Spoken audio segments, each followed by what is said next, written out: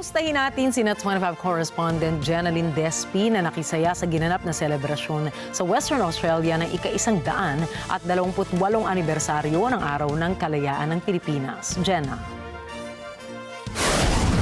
Matutunghayan dito sa Crown Perth Hotel ang pagdiriwang ng Philippine Independence Day na inorganisa ng Filipino-Australian Club of Perth Incorporated. Tampok sa okasyong ito ang tradisyonal na sayaw, musika at pambansang kasuotan na sumisimbolo sa kultura ng Pilipinas. Naging isang makulay na selebrasyon ang isinagawang ika-128 anibersaryo ng Araw ng Kalayaan ng Pilipinas dito sa Australia.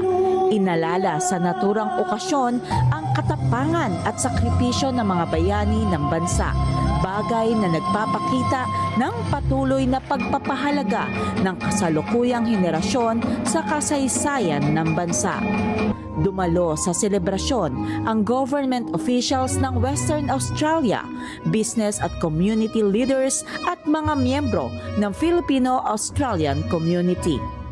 This is a chance to reflect on the country's journey over this time and pay tribute to the vibrant Filipino community who are fortunate to call this state home.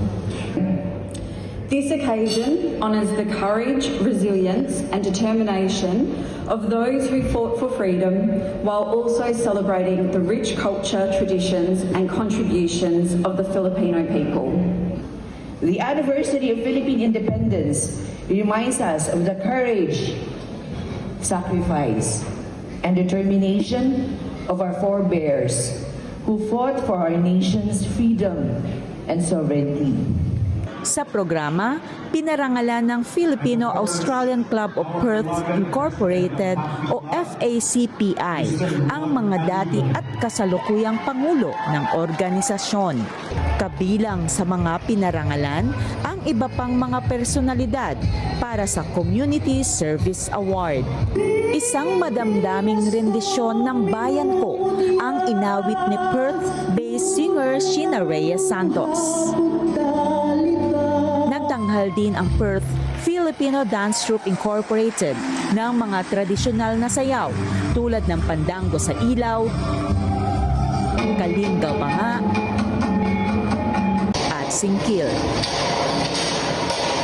Dito po sa Perth ay nagiging kaugalian na natin sapagkat wala na tayo sa bansang Pilipinas, ipinagdidiwang natin naman yung kalayaan, araw ng kalayaan, na dito nagtitipon ang mga Pilipino at Pilipina upang ay ipakita natin yung tradition natin.